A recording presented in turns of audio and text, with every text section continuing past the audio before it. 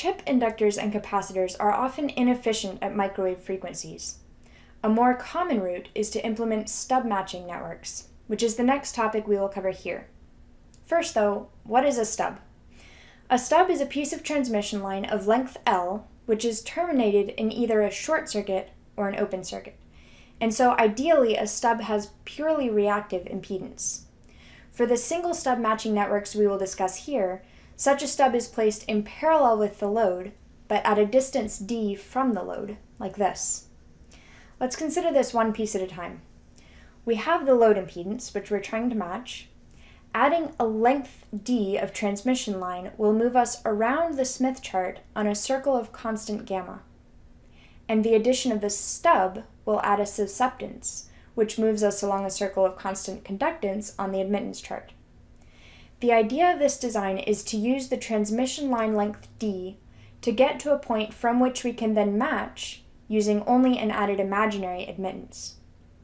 So we will use d to move from the load impedance to the circle where the conductance is 1. In other words, the goal in choosing d is to have the input admittance to this part of the circuit be 1 plus jy1, where y1 is just some imaginary part which we will cancel using the stub. Then we can choose to use either an open circuit or a short circuit stub and design its length so that its admittance is negative jy1. Remember, we have this equation for the input impedance to an open circuit stub, and this equation for the input impedance to a short circuit stub. Since we're dealing in normalized admittances, we will convert these to be in terms of normalized admittances, which looks like this. Since we know the admittance we want the stub to have, we can use these equations to solve for the necessary length L of the stub.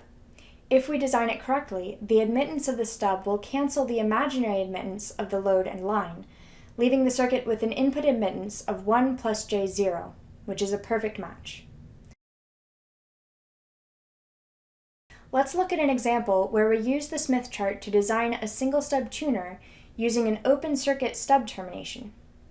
Suppose we have a normalized load impedance of 0.5 minus J1. First, we draw a line from the center of the Smith chart through the normalized load impedance and stop at the edge of the chart.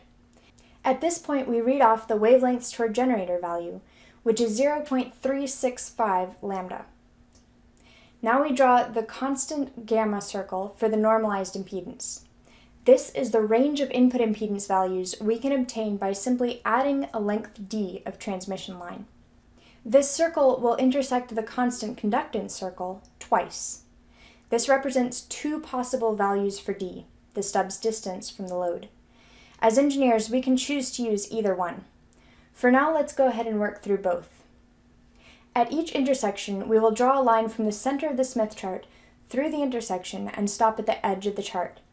At these points, the wavelengths toward generator values are 0.426 lambda at the first intersection and 0.072 lambda at the second intersection.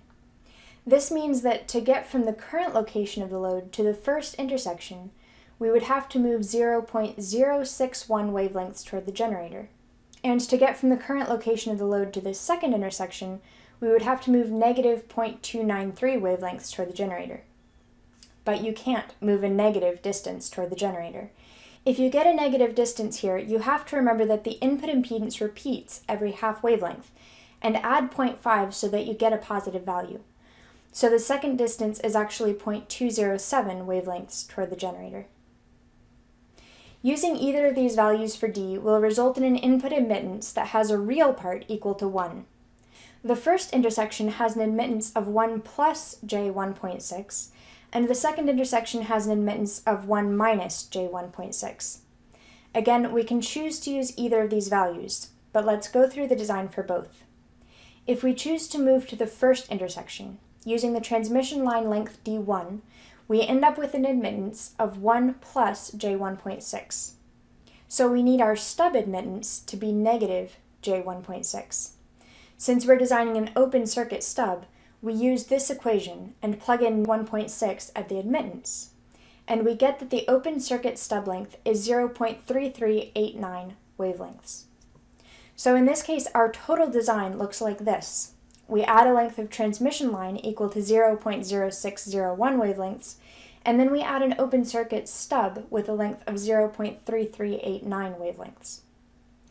The other option is to use this second intersection, which uses the transmission line length D2 and ends up with an admittance of 1 minus J1.6.